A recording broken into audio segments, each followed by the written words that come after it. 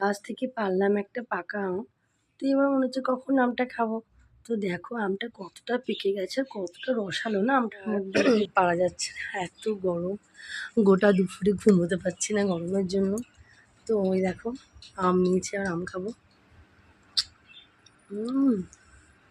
Just wow! মানে বসে বসে করবোটা কি, একটু আমি খাই, গাছে হয়েছে তাহলে একটু পেরে খেলাম। দারুণ দারুণ। বলো তোমাদের কাদের বাড়িতে এমনি গাছের পাকা আম মানে গাছে, এবং তোমরা ঠিক বিকেলে উঠে এমনি পাকা আম খাও? কেমন খেতে লাগছে? এখনো খাইনি। খাইনি।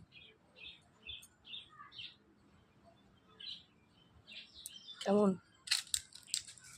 বল? Tasty tasty. Tasty tasty.